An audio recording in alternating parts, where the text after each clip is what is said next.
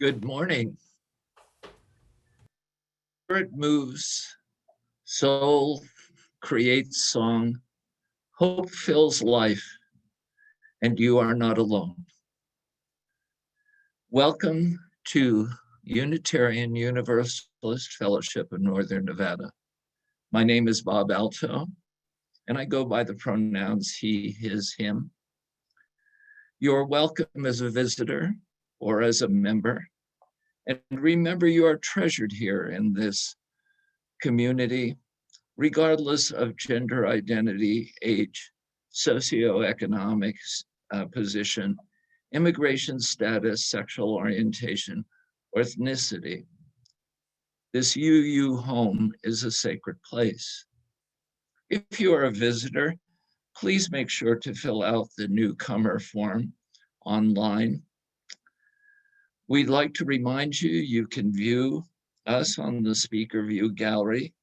You will remain muted during the service, but you can go to the chat box and feel free to comment, especially your joys and concerns. At the end of our service, we invite you into a small group for coffee hour.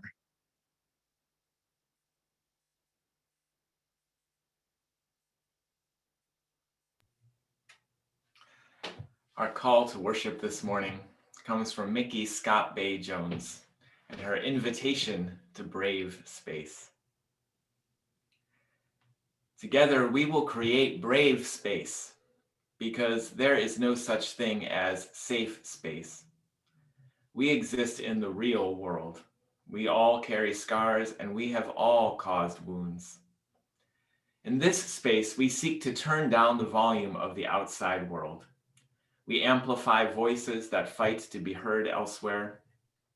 In this space, we call each other to more truth and more love. We have the right to start somewhere and continue to grow. And we have the responsibility to examine what we think we know. We will not be perfect. This space will not be perfect. It will not always be what we wish it to be, but it will be our brave space together. And we will work on it side by side. And for our chalice lighting, I invite you to light a chalice or a candle if you have one, or perhaps just take a moment to breathe deeply, to be present here, more fully present with yourself and with each other.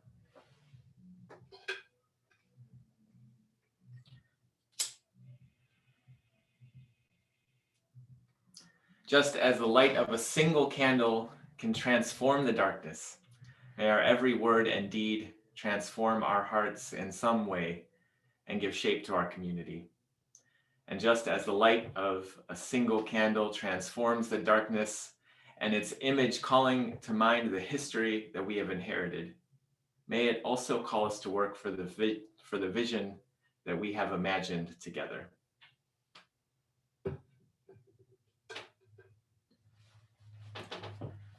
I'd love to share a story with you all, a story for all ages. Desmond lived in the most beautiful meadow in all the land.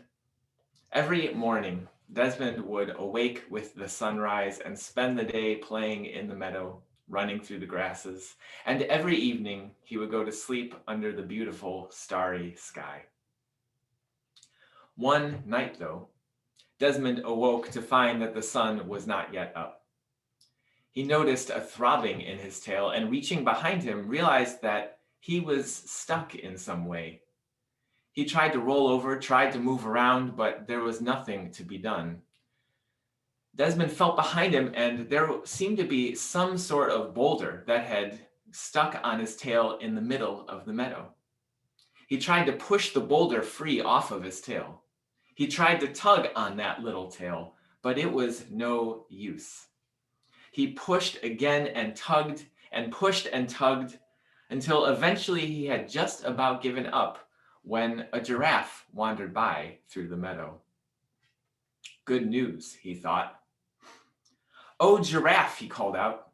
"It seems that some kind of boulder has landed just on my tail in the middle of the meadow. If you could just nudge it a few inches in the other direction, I could get free. The giraffe laughed at Desmond the way giraffes do. You silly mouse, it said. That's no boulder that's fallen on your tail. That is an elephant that has fallen asleep just on your tail in the middle of the meadow. Well, an elephant? Good news, thought Desmond. If you could just wake up the elephant and ask him to roll over just a few inches in the other direction, I could go free. I don't know about that, said the giraffe. I find it's best not to get involved in other people's business. I mean, you know what they say about letting sleeping elephants lie. I find it's best to remain neutral in situations like this. Well, said Desmond, I do not appreciate your neutrality. The giraffe wandered off through the meadow, and Desmond was left alone. He tried calling out to the elephant to wake him up, that he might roll over just a few inches in the other direction.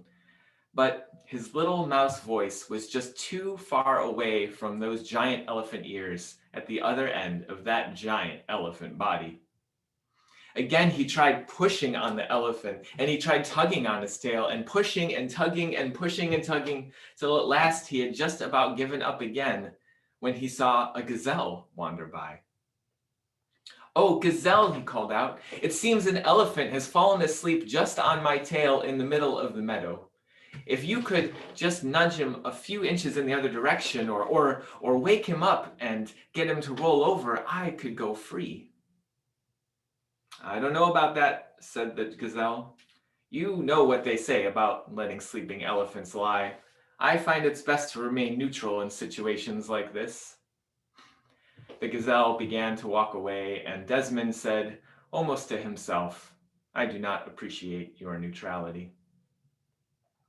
For one last time, Desmond tried to get free all on his own. He pushed on that elephant and he tugged on his tail. And when he was at last too exhausted to try anymore, he saw a mouse wander through the meadow. He called over, and the mouse ran up to him and introduced himself as Nelson. Desmond explained to Nelson the situation, and they asked him to just go try and wake up the elephant. Nelson was all about it. He ran all the way to the other side of that giant elephant body, and he called up to those giant elephant ears, excuse me, it seems that you've fallen asleep just on my friend's tail in the middle of this meadow. If you could just wake up and roll just a few inches in the other direction, he could go free. But it was no use. Nelson's little mouse voice was just too far from those giant elephant ears at the top of that giant elephant head. The elephant didn't budge. Nelson went back to speak to Desmond. He said, I think I've got an idea. Don't move. And he ran off into the grasses. A little while later, he returned, but with a whole other group of mice. Nelson had found 3 mouse friends, and each of them had found another 3 mouse friends, and the whole group of them ran over to the other side of that giant elephant body. And one by one, each climbed up on the shoulders of the other, till they scaled all the way up that giant elephant head, making a little mouse ladder, till eventually Nelson crawled all the way up the shoulders and backs of his friends, and stood on that elephant head and called right down into that giant elephant ear. Excuse me, he said. It seems you've fallen asleep just on the tail of my friend. If you could just wake up and roll a few inches in the other direction, he could get free. The elephant said, and rolled over just a few inches in the other direction. Nelson crawled back down, and together with Desmond, they spent the whole rest of that day playing in the middle of that beautiful meadow. Archbishop Desmond Tutu has said that if you say you are neutral in situations of injustice, you are a liar, for you have already taken sides with the powerful. He said if an elephant stands on the mouse of a tail, a mouse will never appreciate your neutrality. As Unitarian Universalists, we are called to create a world of justice and equity and compassion, to take sides, as Desmond Tutu would say, with the orphan, with the widow, with the oppressed, with those on the margins, to work together in covenant, in relationship together, and build the kind of world that we want to live in together. And so thank you for joining me for this story.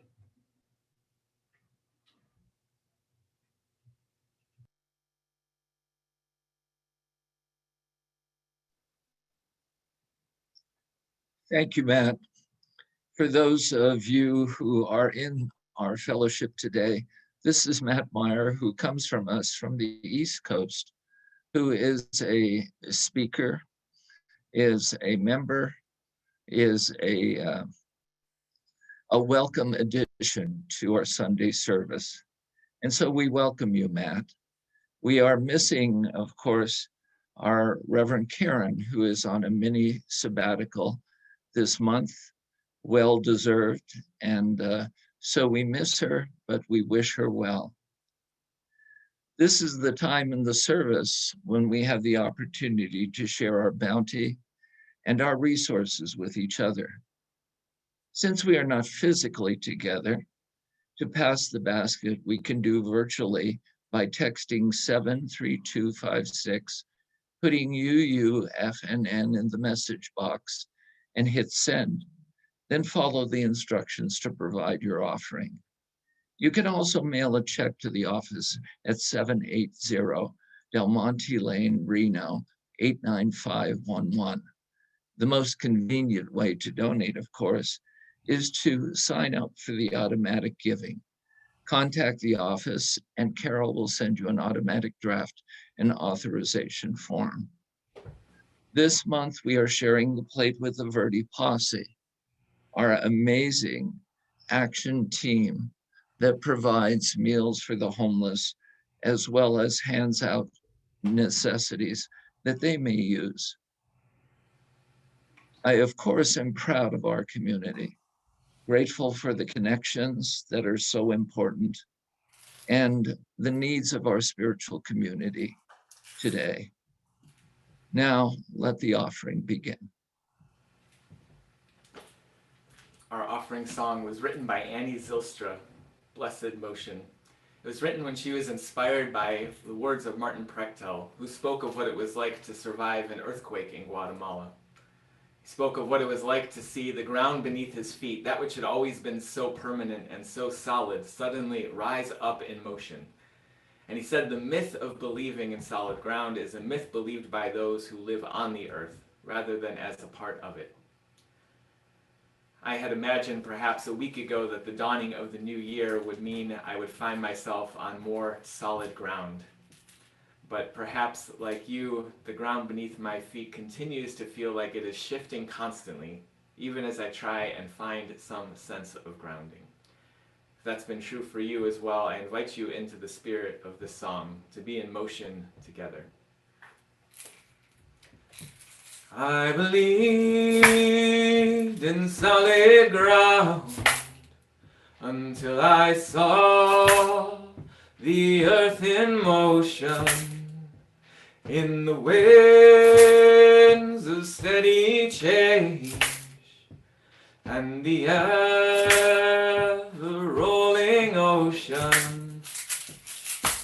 All moves on in perfect motion.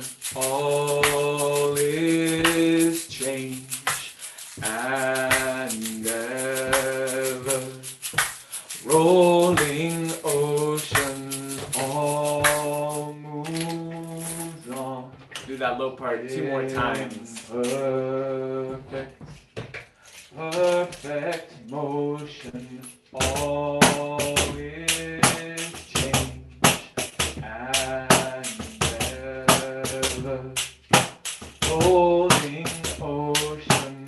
All moves on in perfect motion. All is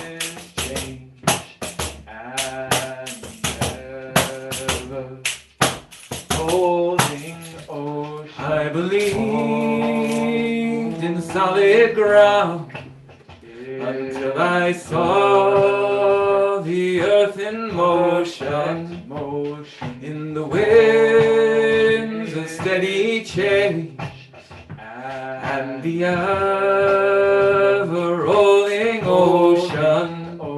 I believe in solid ground, till I saw the earth in motion, in the wind of steady change, and the ever-rolling ocean. I believe in solid ground, until I saw the earth in motion, in the wind of steady change, and the ever-rolling ocean. I believe in solid ground, until I saw the earth in motion, in the wind of steady change, and the ever-rolling ocean. I believed in solid ground, until I saw the earth in motion, in the winds of steady change, and the ever-rolling ocean. I believed in solid ground, until I saw the earth in motion.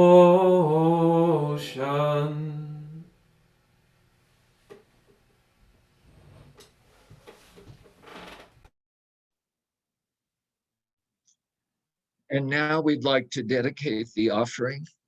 Will you please join me in the dedication to the work of this fellowship, which is helping more people grow in love, faith, justice, and joy? We dedicate ourselves, and these are offerings.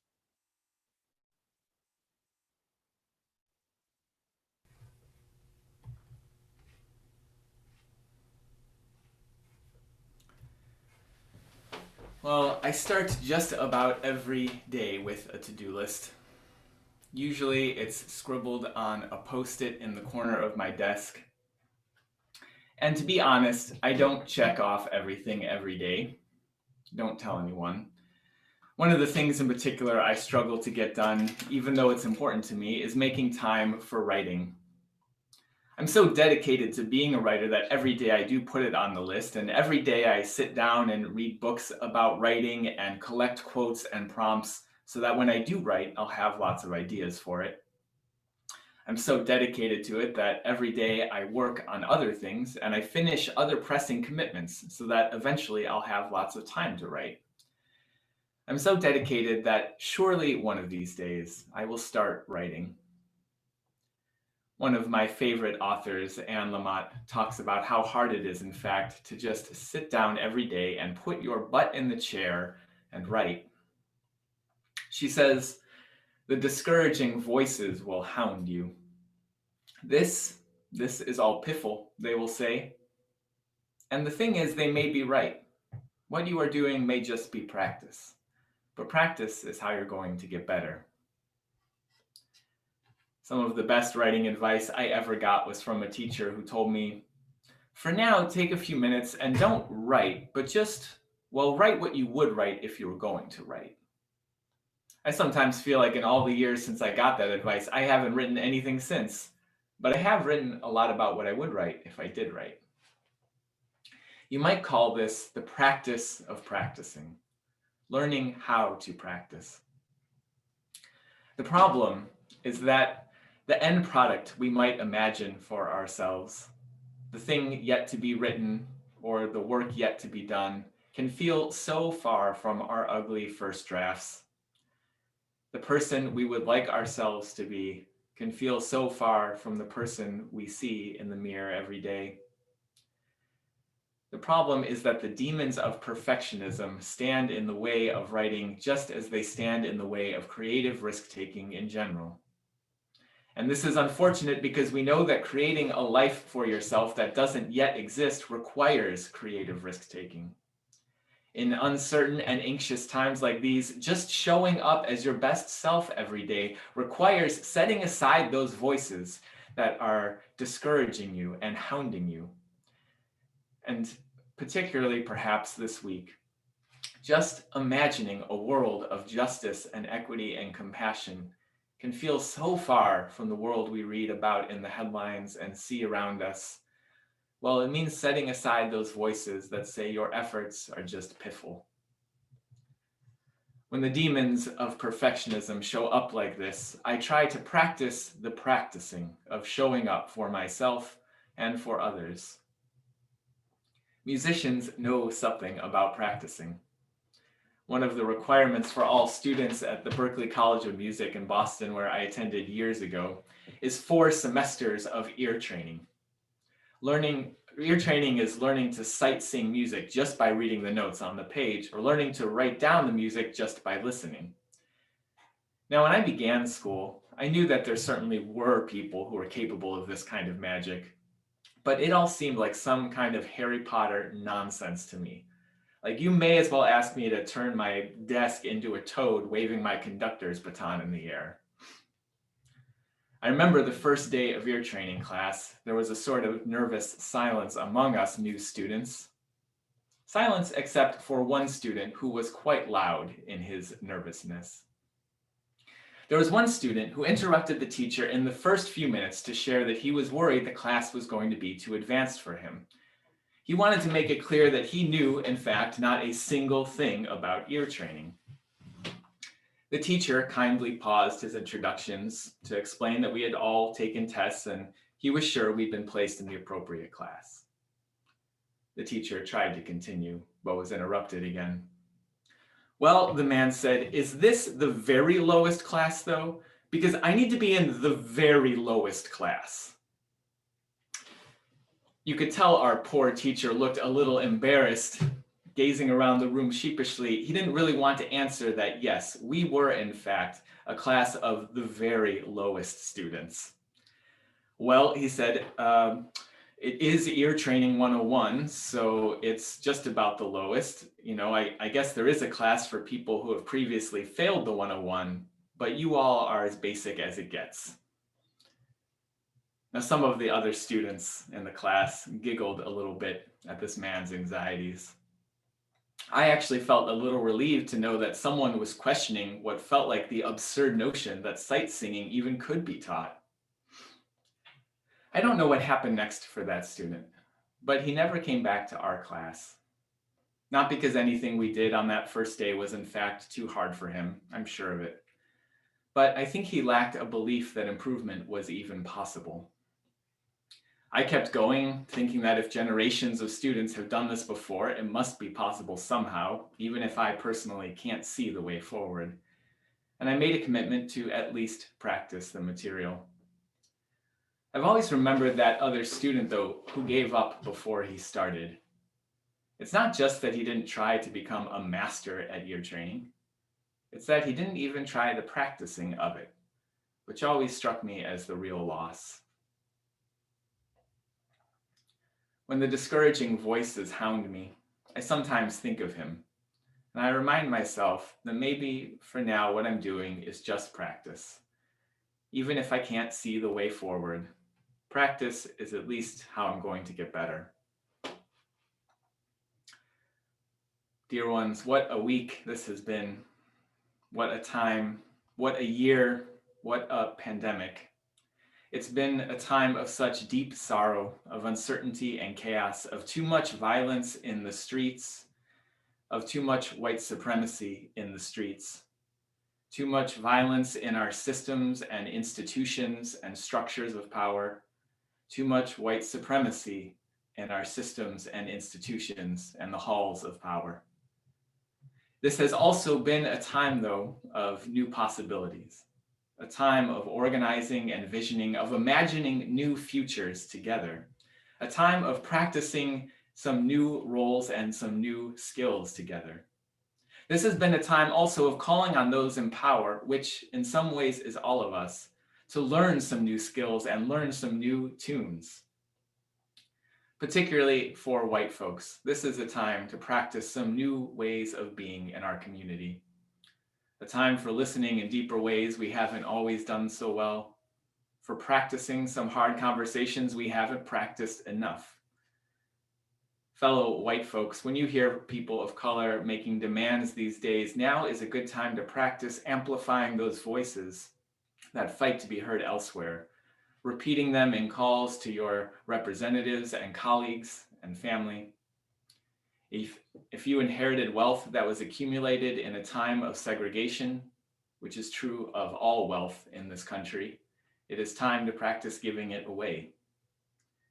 If your muscle memory has been to call the police when something goes wrong, now is a time to practice something different. I won't all of a sudden do all of these things, but I will practice the doing of them. Because musicians know as well as anyone that muscle memory is very real, that consistent practicing changes the very structure of our brains, rewiring our circuitry, forging new connections and new possibilities. No one is born a musician. Musicians are just the ones that learned how to practice. Even songbirds need elder birds to sing to them and teach them their melodies. Practice doesn't make music perfect, but it makes music possible. And so let us practice the practicing together, showing up for ourselves and each other to build that new world of justice and equity and compassion. Practice won't make the world perfect, but it makes a better world possible. Someday, perhaps in this new year, or perhaps in the years ahead, someday I want to be a true expert of compassion and justice, even when anxiety and violence moves in our streets. Someday I want to be well practiced at creating that brave space, even when there's no such thing as safe space. Someday I want to be a true expert at amplifying the voices that fight to be heard elsewhere. Someday I hope to be part of transforming our so-called justice system that has hurt so many so deeply and so deeply expanded the gaps of inequality in our country. These are daunting tasks, to be sure. On most days, learning to transcribe a symphony seems more manageable. But that's okay, because for now, I don't have to do all of those things. I just need to practice doing what I would do if I were doing them. And so, dear ones, don't promise to be your best self today. Just practice being the person you would be if you were practicing being your best self. Don't attempt to rebuild a new world in the image of love this week. Just practice doing what you would do if you had committed to such things. You have the right to start somewhere and continue to grow. We all have the responsibility to examine what we think we know. And so let us start together, let us grow together, and let us practice together. May it be so, and may we make it so.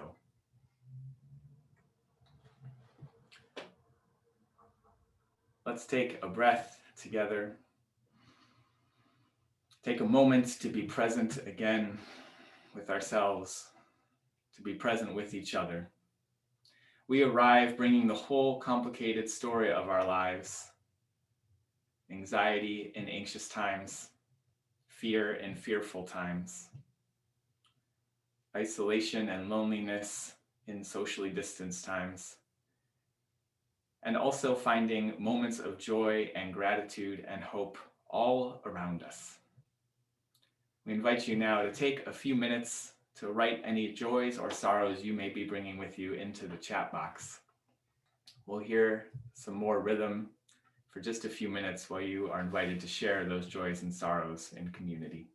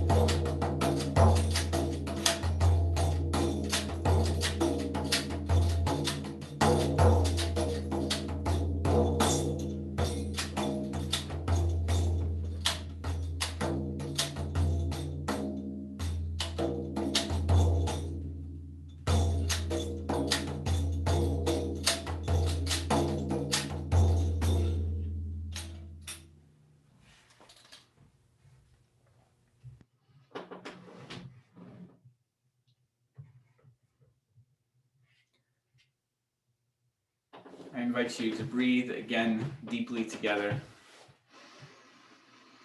Breathing in rhythm together. And I invite you to join me in a spirit of prayer. I offer this prayer written by Reverend Elizabeth Wynn, who shared it at the Sanctuary Boston, my own congregation, this past Wednesday evening as we gathered to worship. Prayer for protection for Black, Indigenous, Muslim, Latina elected officials, for the residents of Washington, D.C., for each of us who has ever been handcuffed or tear gassed or afraid of police or white supremacists or our government. For each of us who is afraid every day for ourselves or our loved ones or our children or this country. May we be protected. May we be protected from generations of violence and hate, from pandemic and sickness and fear. May we be protected not because we have earned it, but because of the generous grace of justice and spirit. May those of us who can be protectors protect. Be pourers of tea for ourselves and others, builders of power for love for ourselves and others, reminders to breathe and eat and fight and tend, to rest and risk, so we may all be protected. And in our doubt and stress, may we rest in the air and the earth and the sky that have seen governments come and go, despots and haters come and go, that hold our bones and our breath with sacredness and survival. Words from the Senator-elect, Reverend Raphael Warnock. Will we play political games while real people suffer, or will we win righteous fights together, shoulder to shoulder? Will we seek to destroy one another or heed the call towards the common good, building together what Dr. King called beloved community? May it be survival and justice. May it be shoulder to shoulder. May it be beloved community. This is our prayer. Amen.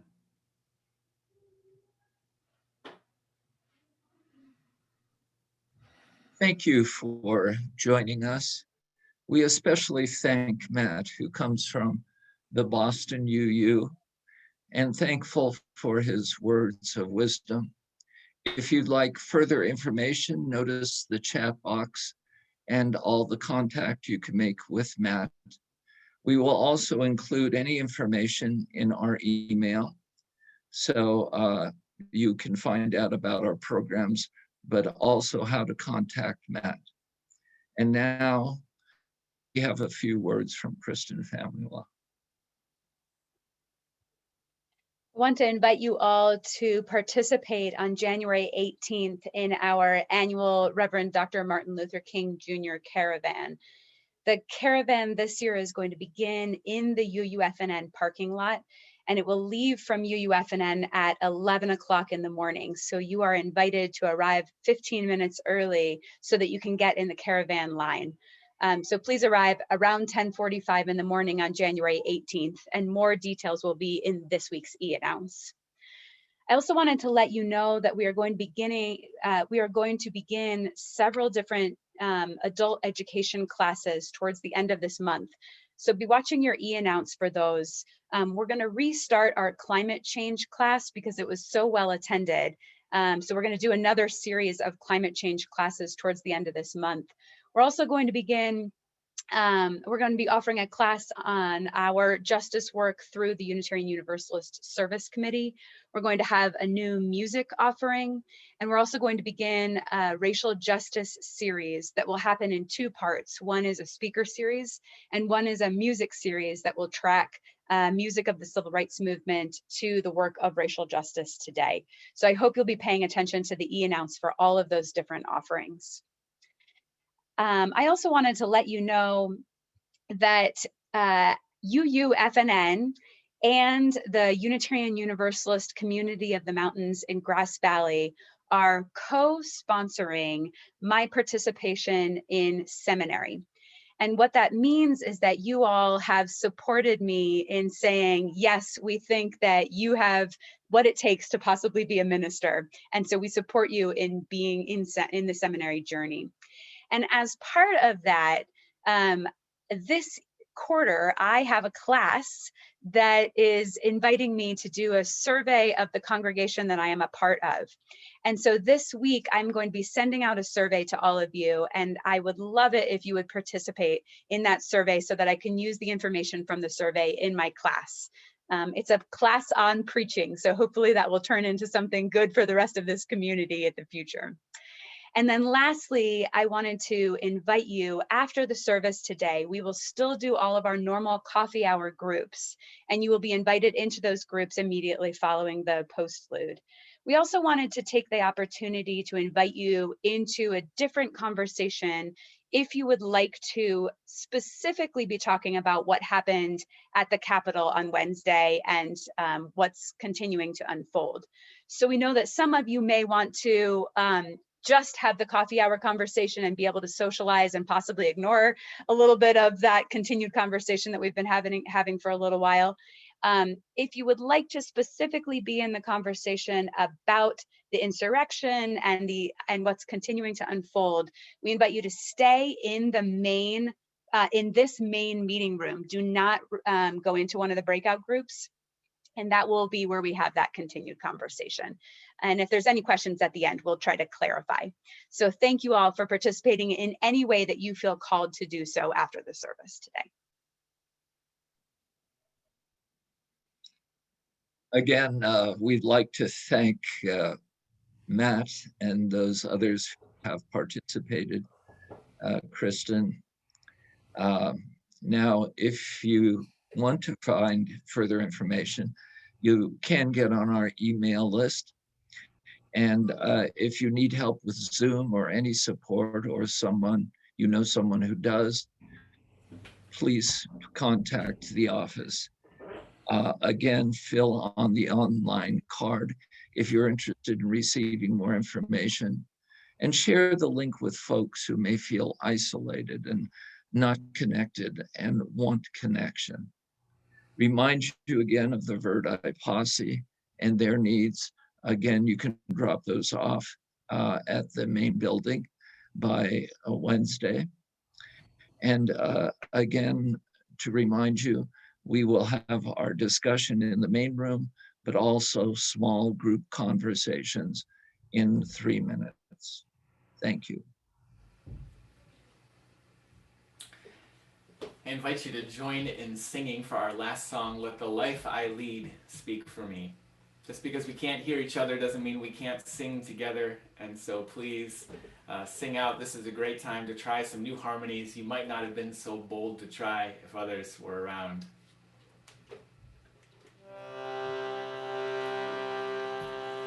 Let the life I lead speak for me. Let the life I lead speak for me.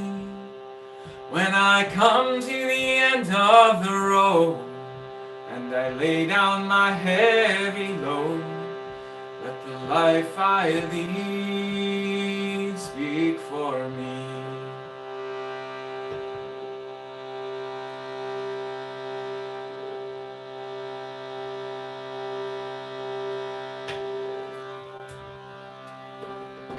Do that verse again together. Let the life I lead speak for me. Let the life I lead speak for me. When I come to the end of the road and I lay down my heavy load, let the life I lead speak for me. Let the friends I have speak for me. Let the friends I have speak for me.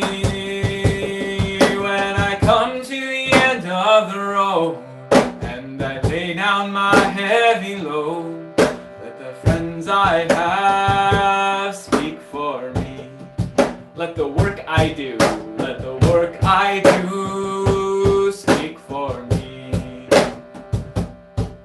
Let the work I do speak for me. When I come to the end of the road and I lay down my heavy load, let the work I do speak for me. Let the love I share, let the love I share speak for me.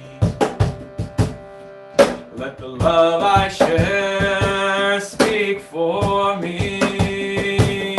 When I come to the end of the road and I lay down my heavy load, let the love I share speak for me.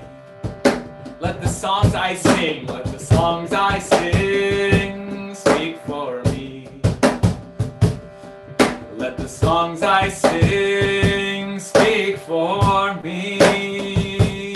When I come to the end of the road and I lay down my heavy load, let the songs I sing speak for me. And let the life I lead speak for me. Let the life I lead speak for me. When I come to the end of the road and I lay down my heavy load, let the life I lead speak for me.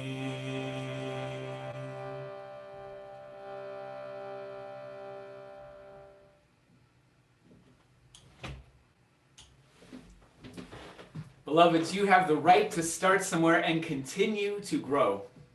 We all have the responsibility to examine what we think we know. And so don't promise to be your best self today. Just be the person you would be if you were practicing being your best self. Don't try to rebuild a new world in the image of love this week. Just practice doing what you would do if you had committed to such beautiful things. Let us start together, let us grow together, and let us practice together, side by side. Go in peace, go in love, and go and be blessed as you are a blessing to others.